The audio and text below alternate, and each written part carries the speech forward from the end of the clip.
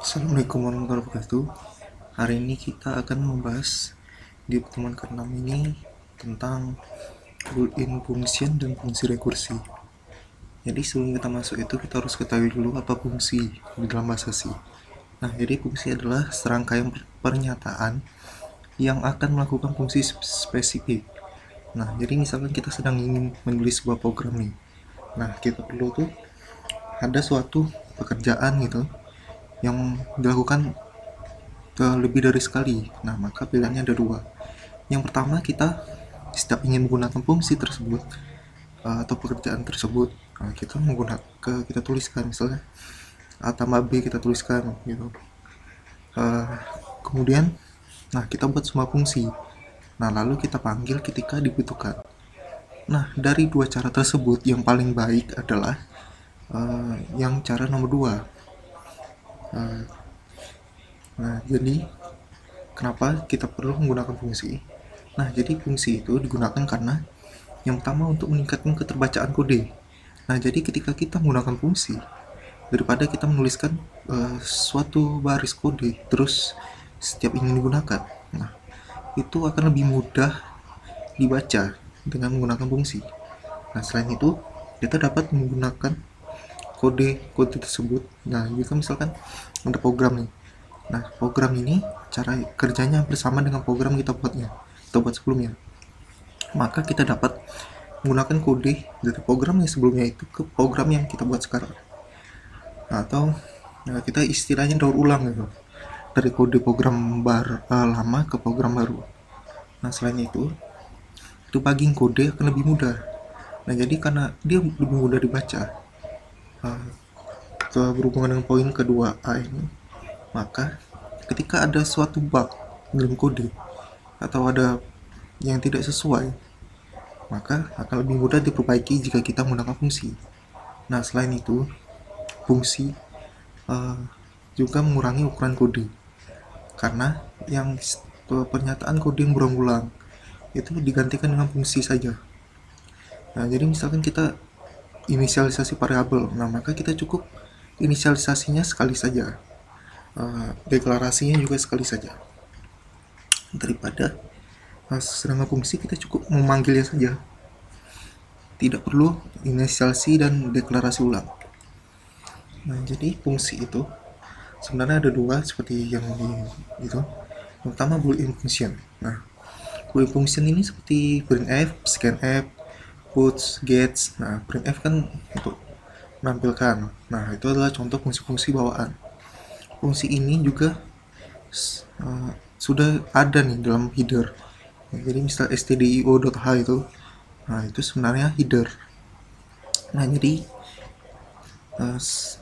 jika kita ingin menggunakan printf atau scanf atau dan lain-lain, nah kita harus inisiasikan headernya dulu. Nah, dalam hal ini misal printf, dia itu di dalam header stdio.h.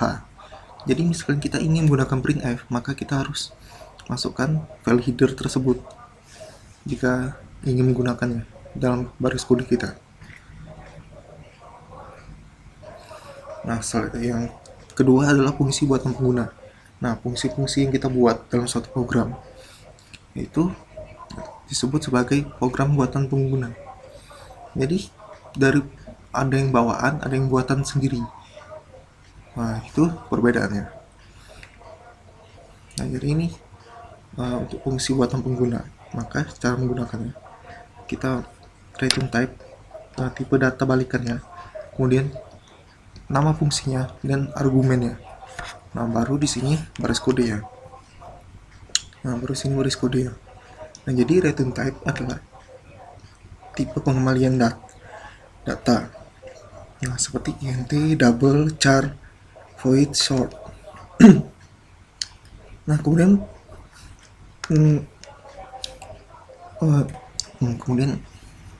function name. Ini maksudnya untuk nama fungsi. Untuk nama fungsi tidak ada aturan khusus, tetapi kita dianjurkan menggunakan nama yang bermakna agar lebih mudah dipahami, atau dari lihat namanya saja sudah tahu. Untuk penamaan fungsi ini sama saja seperti variabel, kita tidak boleh menggunakan spasi Ya, tidak boleh menggunakan spasi. Dan argumen list. Nah, argumen list ini adalah berisi nama variabel bersama dengan tipe datanya. Nah, argumen ini untuk masukkan ke dalam fungsi tadi. Nah, misalkan kita buat sebuah fungsi nih yang menambahkan dua variabel bilangan bulat, maka akan menampilkan memiliki dua argumen bilangan bulat. Nah, kemudian ada blok kode. Nah, blok kode ini adalah program yang kita masukkan dalam fungsi tadi, statement istilahnya. Nah, jadi ini berikut adalah contoh program dengan fungsi. Nah, kali ini fungsinya dengan nilai balikan. Jadi int addition. Nah, ini nilai balikannya berbentuk integer. Kemudian, nah di sini argumennya sum sama dengan num1 tambah num2. Num1 num2 ini kan di argumen. Argumennya berbentuk integer, maka kita tambahkan. Nah di sinilah nilai balikannya. Nah, kita balikkan sum ini ke program utama main. Jadi, nah kemudian kita panggil int addition tadi, maka hasilnya adalah misalnya kita masukkan 100, kemudian angka kedua kita masukkan 120, maka hasilnya adalah 220.